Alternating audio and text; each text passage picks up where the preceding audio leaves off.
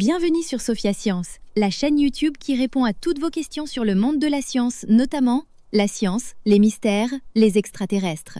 Le contenu de la vidéo d'aujourd'hui est Pollution en Arctique. Pourquoi l'air le plus pur du monde ne l'est plus? Imagine un endroit tout au nord de la planète, presque au bout du monde.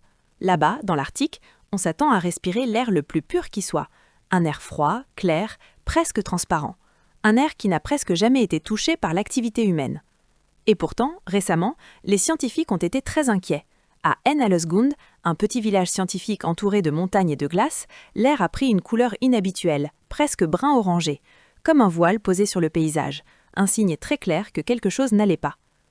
Normalement, plus on monte en altitude, plus l'air devient propre.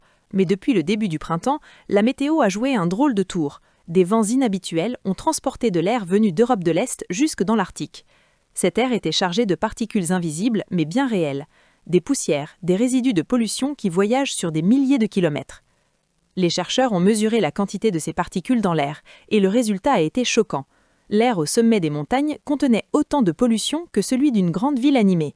Imagine respirer l'air d'une métropole en plein embouteillage alors que tu te trouves au cœur de l'Arctique.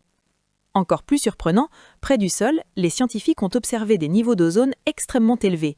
L'ozone est un gaz que l'on associe souvent à la protection contre les rayons du soleil, mais quand il est trop présent près de la surface, il devient nocif. C'est un peu comme un parfum agréable à petite dose, mais étouffant quand il est trop fort. Ces niveaux n'avaient jamais été aussi hauts depuis la fin des années 80. Ce phénomène porte un nom, le halo de brume arctique.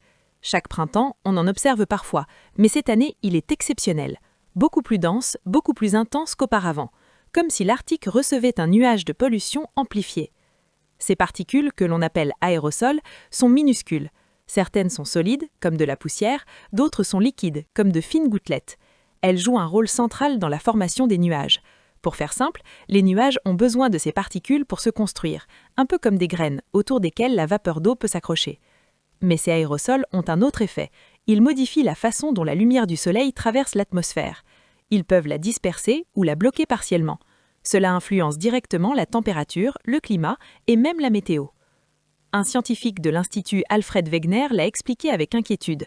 Selon lui, ces aérosols pourraient contribuer à une hausse des températures, dans une région déjà très sensible au réchauffement climatique. C'est comme ajouter une couverture supplémentaire sur une pièce déjà trop chaude. Pour l'instant, les chercheurs restent prudents.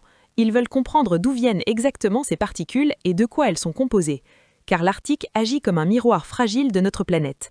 Ce qui s'y passe nous envoie un message clair. Même les endroits que l'on croyait intouchables peuvent être atteints par la pollution humaine. Et ce voile brun orangé au-dessus des montagnes arctiques n'est peut-être pas qu'un phénomène passager. C'est peut-être un avertissement silencieux porté par les vents jusqu'au bout du monde. Laissez vos questions dans les commentaires ci-dessous et Sophia Science fera de son mieux pour y répondre. Merci d'avoir regardé et à la prochaine!